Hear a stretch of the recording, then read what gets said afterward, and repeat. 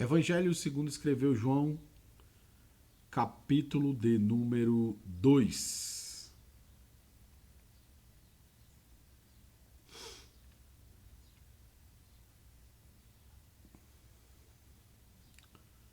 Capítulo de número 2.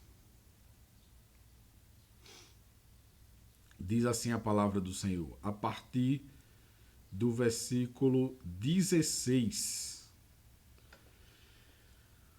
João 2,16 que diz: E disse aos que vendiam pombos: Tirai daqui estes, e não façais da casa de meu pai casa de venda.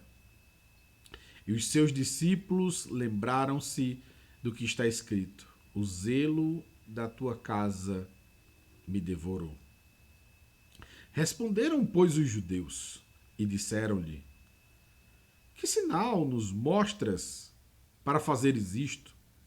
Jesus respondeu e disse-lhes: Derribai este templo, e em 3 dias o levantarei. Disseram, pois, os judeus: Em 46 anos foi edificado este templo, e tu o levantarás em 3 dias? Mas ele falava do templo do seu corpo. Glória a Deus. O zelo pela casa do Senhor consumia Jesus. É muito importante quando nós observamos aquilo que incomodava Jesus, porque isso nos traz um norte. Se incomodava ele, logo deve incomodar a nós também, se claro somos seus seguidores, somos amantes da sua palavra, somos amigos de Jesus. Nós devemos nos incomodar com aquilo que incomoda o Senhor. Nós devemos nos preocupar com aquilo que preocupa o Senhor. Nós devemos observar aquilo que o Senhor observa. Para que nós estejamos, de fato, seguindo aquilo que Jesus nos ensinou, nós precisamos estar no mesmo sentido, na mesma sintonia, na mesma fala, no mesmo pensamento do Senhor. E é muito interessante quando nós observamos que este fato que incomodou o coração de Jesus é um fato muito interessante. Ali tinham comerciantes que vendiam pombas para serem sacrificadas no templo. E o que é interessante não é apenas a venda que estava ali à porta do templo. Não é apenas isso. É todo o circuito, é todo o processo que se dava para que aquilo acontecesse. Muitos traziam animais para serem sacrificados no templo naquele período, mas o que se relacionava com aquela venda ali era a reprovação que se tinha dos sacerdotes. Eu chegava com minha pomba para sacrificar ao Senhor, conforme diz a sua palavra, e chegava lá, o sacerdote olhava e dizia: não está aprovada.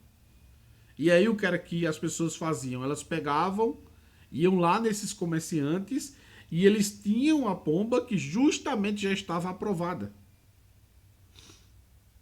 Eu acho que isso se referencia com algumas coisas que a gente conhece nos dias atuais.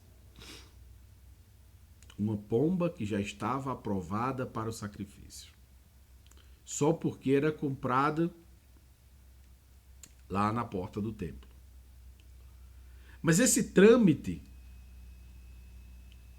ele nada mais era do que um trâmite de corrupção, de jeitinho, né? Porque no dito popular se vende, se oferece dificuldade para vender facilidade. Essa é a real. E não era diferente do que estava acontecendo ali. E o que é interessante é que isso não incomodava apenas o coração de Jesus, mas também tinham pessoas que observavam tudo aquilo e que achavam aquilo absurdo. E se eu disser a você que dentro do templo, no meio dos sacerdotes, tinha alguém que também se incomodava com aquilo que estava acontecendo. Mas não se incomodava pouco, se incomodava muito. Mas o grande problema é que não tinha coragem de fazer nada. Aí é onde estava o grande problema. Se incomodava, via que estava errado, tinha consciência de tudo aquilo, mas não tinha coragem de solucionar aquele problema. Daqui a pouco nós falamos sobre ele. E aquilo que Jesus estava vendo ali incomodou Jesus a tal ponto de Jesus entrar com um chicote, batendo em todo mundo, derrubando as bancas e fazendo algo que não era normal do Senhor. Mas o que é interessante é que ainda que Jesus tenha feito tudo isso, todo esse alvoroço, ele não pecou. É por isso que a palavra do Senhor diz: irai-vos, mas não pequeis. Esse equilíbrio entre a ira que nós podemos ter e o não pecar é muito impressionante, é interessante. É algo que nós precisamos ser treinados para que isso possa ser real em nossas vidas. Porque irar e não pecar é uma linha muito tênue. Muito tênue. E o que Jesus fez ali, com chicote, virando banca, nada mais era do que o desejo de que a casa do Senhor não houvesse corrupção. Aquela ira de Jesus nada mais era do que um forte desejo de que a casa do Senhor fosse respeitada e fosse tratada como tal. Fosse a casa de oração, não a casa de corrupção. Essa era a real preocupação de Jesus e foi justamente isso que fez com que Jesus ficasse perturbado. E aí, perturbado no bom sentido, claro.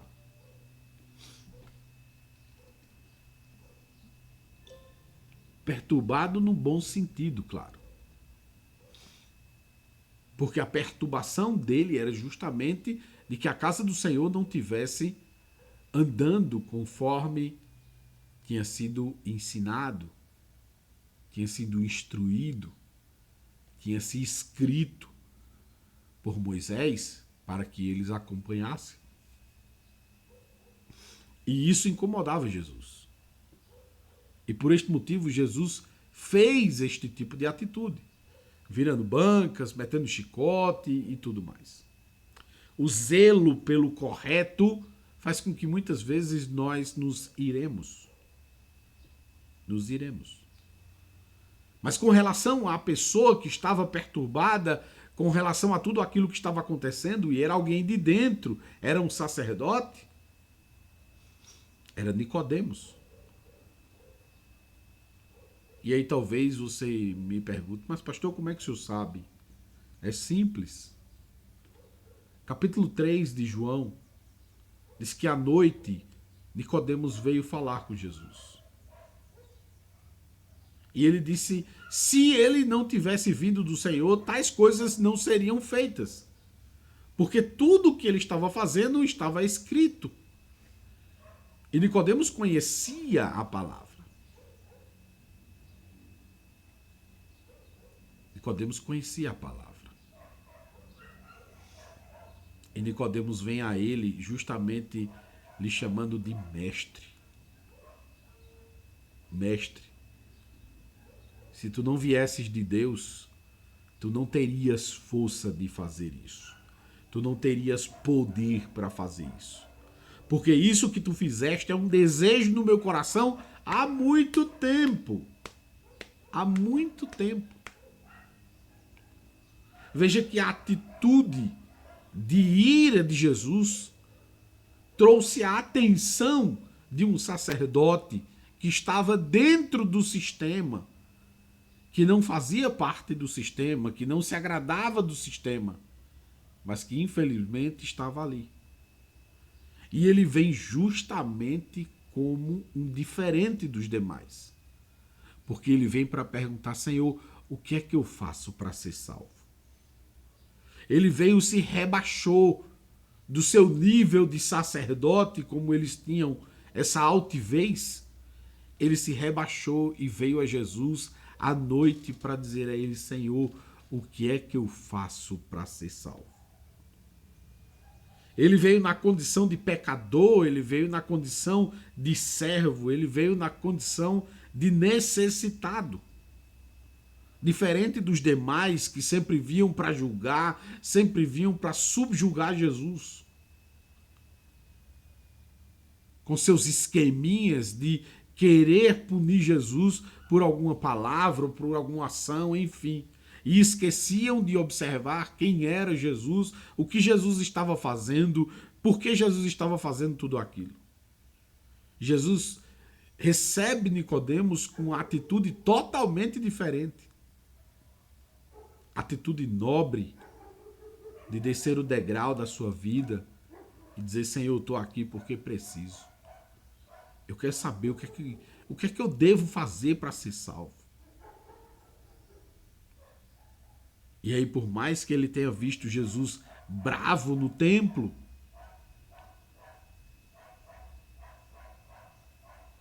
ele sabia que a braveza de Jesus era pelo tamanho zelo pela casa do Senhor que Nicodemos também tinha. Nicodemos queria o que era certo, Nicodemos queria que as coisas se cumprissem conforme diz a lei, os mandamentos do Senhor. Mas ele era apenas um em meio a tantos. Era apenas um em meio a tantos. E aí ele pergunta: Jesus, o que é que eu preciso fazer para ser salvo? E aí Jesus disse: você precisa nascer de novo. E aquilo confunde a cabeça de Nicodemos. Ainda que ele fosse um homem extremamente letrado, aquilo confunde.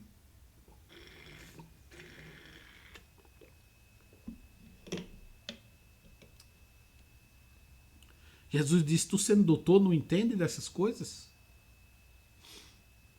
Quem nasce da carne é carne, mas quem nasce do Espírito é Espírito. Veja que ele está distinguindo duas coisas totalmente diferentes. Quando Jesus fala de nascer de novo, ele não está dizendo você que já nasceu vai voltar para o ventre, vai nascer uma nova vez, não. Ele está falando de restauração de vida.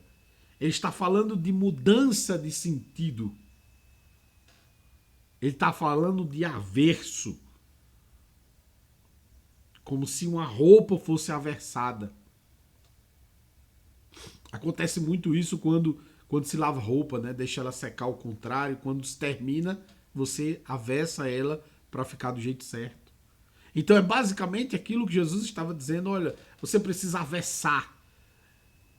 Porque imagine que nós somos a roupa que colocou para secar, nós estamos do lado contrário. E não se veste roupa do lado contrário. Fica feio, aparece costura e tal. Não se veste roupa ao contrário. Então, o nascer de novo que Jesus está falando aqui é como se você aversa a roupa para vestir do jeito certo. É justamente essa a expressão que Jesus está utilizando para Nicodemos. E ele não entendeu. E aí Jesus começa a falar uma linguagem que ele entende.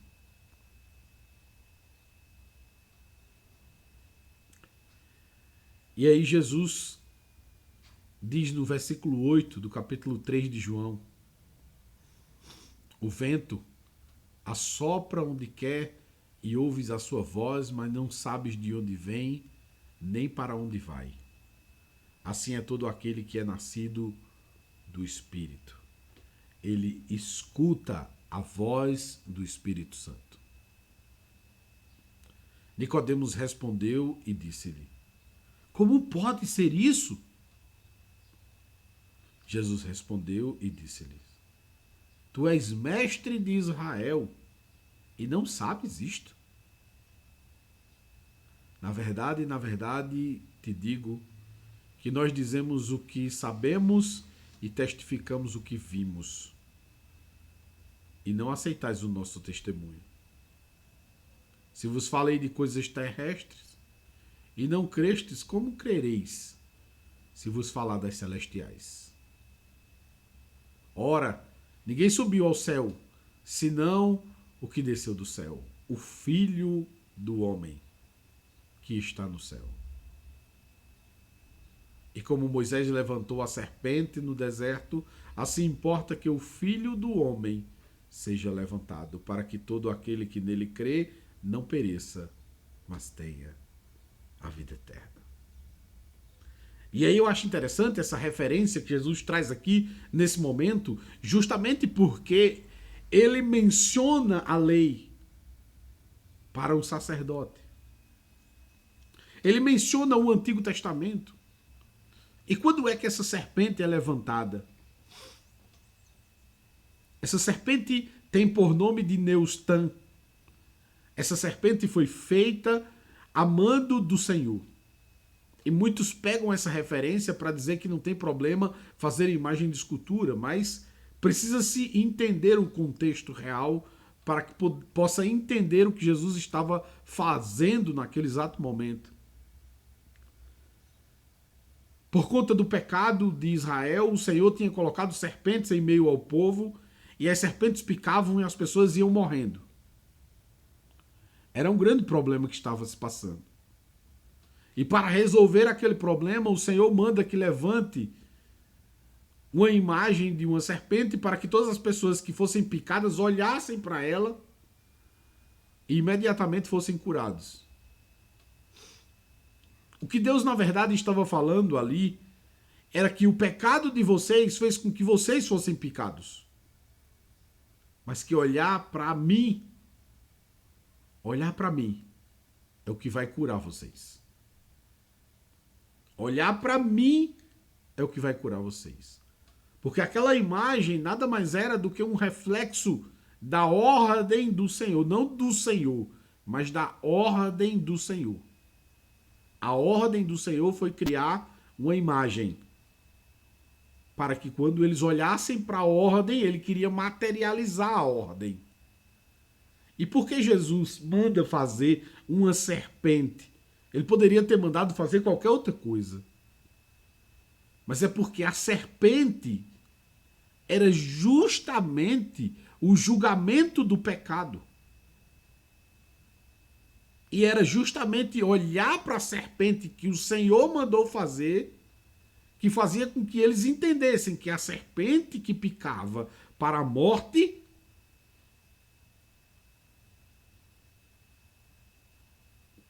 olhando para a ordem do Senhor, isso era resolvido. Olhar para o que diz o Senhor. Então a serpente que é perigosa sem Deus, com Deus, ela não tem nenhum perigo. Ela não tem nenhum perigo. Pelo contrário, a serpente que está coordenada, que está ordenada por Deus, traz vida e não morte. Então é justamente isso que Jesus estava querendo dizer ali a Nicodemos. Ele estava dizendo, olha, preste muita atenção.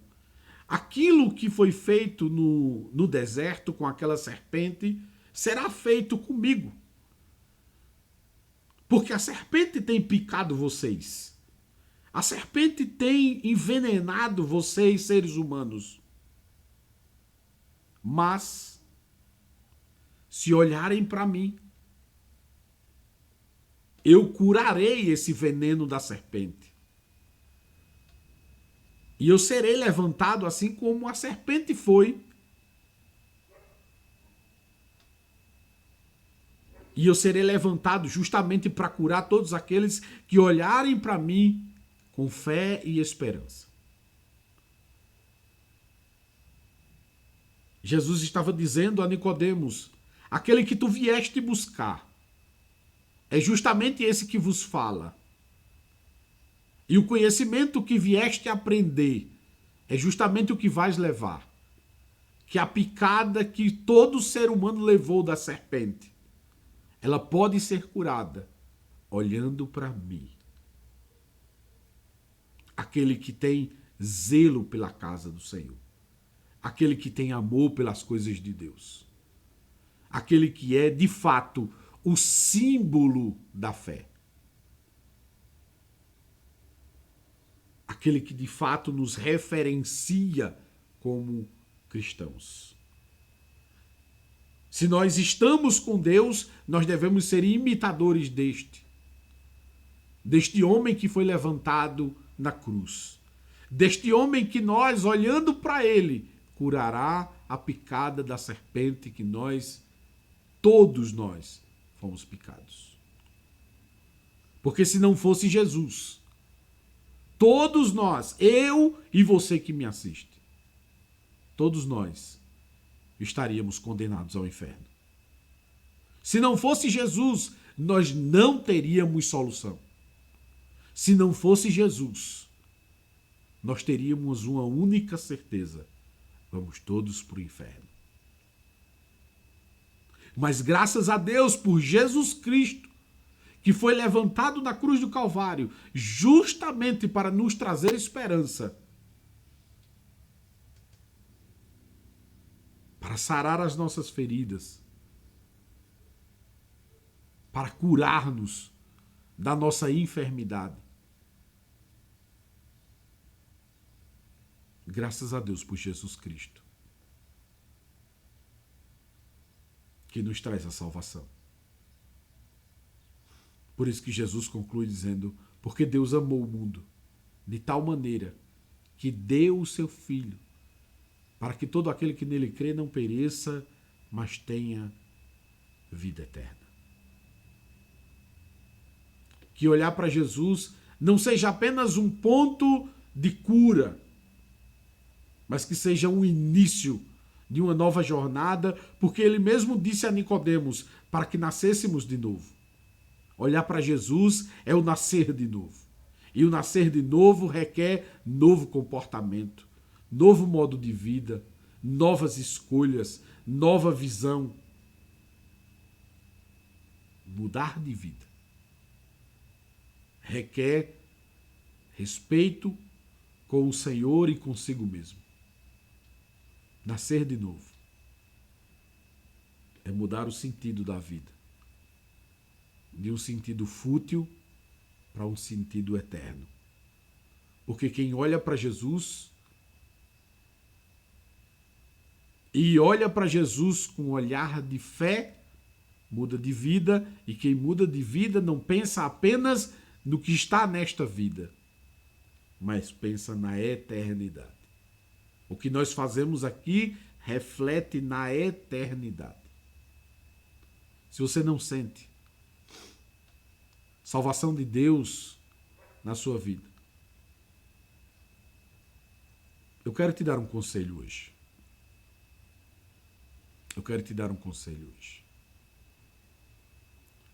Avalie sua vida, encontre os seus problemas e nesse exato momento entregue-os todos a Jesus.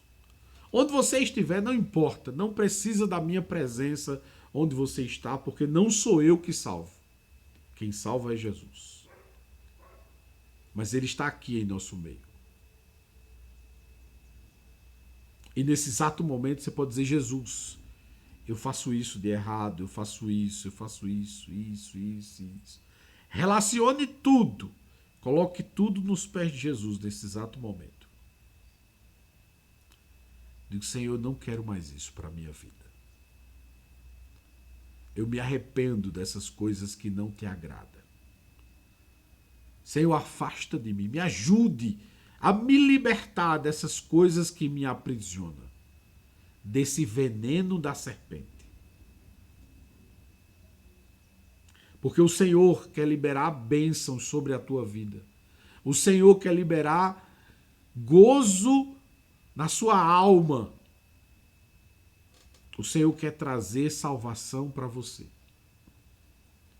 Que você possa sentir essa salvação, porque a própria palavra que o Senhor disse, que quem crer nele já está salvo, não será salvo, já está salvo. Se você, de todo o seu coração, você entregar a Jesus tudo aquilo que você está fazendo de errado, arrepender-se disso, você receberá do Senhor certeza de vida eterna. E não é porque você é bom, e não é porque você é puro, e não é porque você tem capacidade. Eu disse aqui, se não fosse Jesus, todos nós estaríamos condenados. Os bonzinhos e os maus estaríamos todos fadados ao inferno. Mas por causa de Jesus, temos esperança, porque é Ele quem cura as nossas feridas. É Ele quem nos sara. É por isso que você deve, nesse exato momento, confessar a Jesus como Senhor e Salvador da sua vida. Diga: Jesus, eu não quero mais viver essa vida de pecado. Jesus, eu não quero mais me afastar de ti. Eu quero estar com o Senhor, Jesus. Perdoa os meus pecados. Sara as minhas feridas, Senhor. Me faz nascer de novo. Oh, glória. Me faz nascer de novo, Senhor. Me ajuda nessa jornada. Oh, glória. Que Deus, em Cristo Jesus, possa abençoar a tua vida. Você que nesse momento entregou a sua vida para Jesus. Se apegue a Ele. Leia a sua palavra. Aprenda mais da palavra de Deus para que você possa sempre ter alicerce sobre o que você tem que fazer, qual comportamento você tem que ter, quais são as coisas que você deve tirar da sua vida para você estar com Jesus.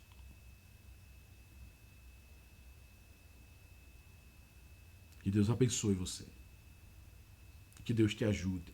Em nome de Jesus.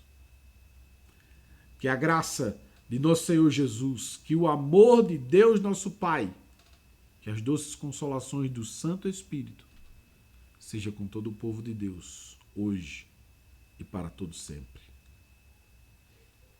Amém. Amém.